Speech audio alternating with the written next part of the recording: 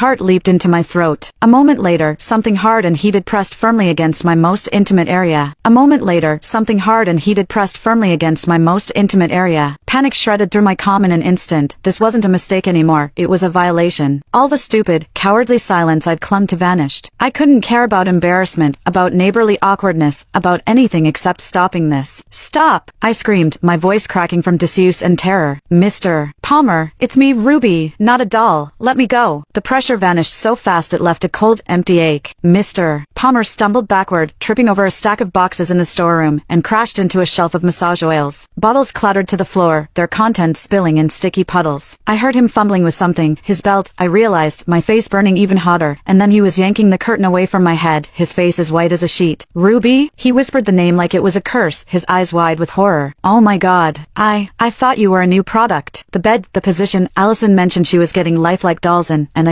I'm so sorry. I didn't mean to. Save it. I snapped, twisting my wrists against the rubber restraints. They were still tight, the bed's mechanism unyielding. This is a pleasure bed. The release button is on the side, black, about the size of a quarter. Find it. He scrambled to obey, his hands shaking so badly he fumbled the frame. His normally neat hair was disheveled, his shirt unbuttoned at the collar. I forced myself to look away, focusing on the ceiling instead of the way his hands trembled, the way he kept muttering apologies under his breath. The storeroom smelled like vanilla massage oil and panic, a sickening combination. Finally, there was a soft click. The restraints around my wrists went slack, and the bed's split frame slowly lowered, flattening out until I was lying on my stomach in a normal position. I didn't waste a second, yanking my underwear up, then my hot pants, my hands shaking so hard I could barely fasten the waistband. By the time I sat up, Mr. Palmer was standing across the room, his back to me, staring at the wall like it held the secrets of the universe. I'm leaving the payment on the counter, he said, his voice gruff, for the oil, and, for this. I'm so sorry, Ruby. I'll never set foot in this store again. I'll even move if you want. I can't believe I did this. I didn't answer. I was too busy trying to catch my breath, too busy fighting the tears that threatened to spill. He hesitated for a moment, then fled the storeroom, the bell above the shop door jangling as he left. The silence that followed was deafening. I stayed on the bed for a long time, my knees pulled to my chest, staring at the sticky oil stains on the floor. The embarrassment was a physical pain, sharp and unrelenting, but there was something else too, confusion. His comment earlier, about my backside reminding him of Ruby's. He'd known it was me, or at least, he'd suspected. How? The bell jangled again, and I jumped. Mom. I scrambled to my feet, brushing off my clothes, and hurried out of the storeroom just as she was carrying a stack of boxes through the door. Ruby, you're awake. She set the boxes down, wiping sweat from her forehead. Sorry I took so long. The supplier had a delay. Did Mr. Palmer stop by? He said he'd come to settle his bill for the antique vibrator he bought last month. My throat went dry. He was here. He